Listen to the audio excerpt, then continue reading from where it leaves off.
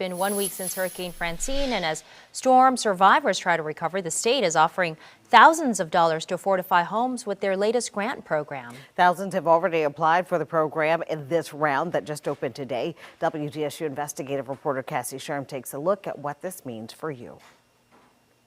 With applications opening up early this morning, many people are already putting their names in the hat for a new fortified roof like this one right over here. But many people are curious, will it actually help and save them money? That's the question I wanted to get answered.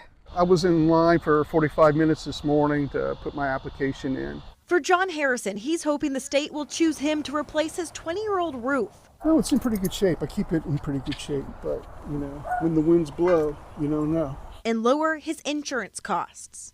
Last year's bill, $31.83, and this is this year's bill, $43.39. But the lottery is only choosing 300 to receive money. If he's not chosen, though, he's not sure if he'll get a fortified roof. The chances of my roof blowing off in a storm like Katrina will be a lot less. But dollar-wise, cost value-wise, I'm not sure it's going to benefit me that much. So he asked an expert to break it down.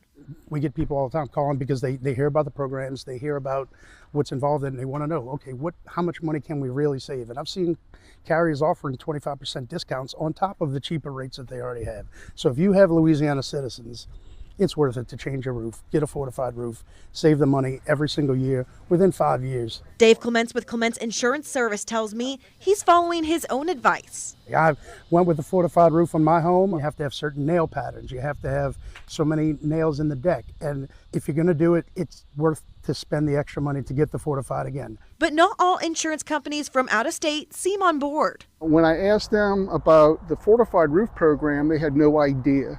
A problem we took to the insurance commissioner, Tim Temple. What would you say to those homeowners that are trying to wade through that? Because it seems like there are some insurance companies that don't know about this. Well, look, I can tell you the insurance companies all know about this, and insurance agents certainly should know about this. I mean, we have been talking about fortified roofs since before I was commissioner. I mean, this is a program that the legislation was passed over 2 years ago. The goal of the program is to attract more insurance companies into the state and allow homeowners to shop around for lower costs. I'm pleased with the results so far, and we'll keep working through the process. Now it's just a waiting game to see who is picked out of the hat. Don't even know if I'm in the running for the lottery. I guess we'll find out next week. Fingers crossed. Fingers crossed. Now, the application process ends Friday at 5 p.m. So if you'd like to apply or you want to get more information, you can go to our website, WDSU.com. Reporting here in Merrill, I'm Cassie Sherm, WDSU Investigates. Well, last year, the legislature funded $30 million for the program.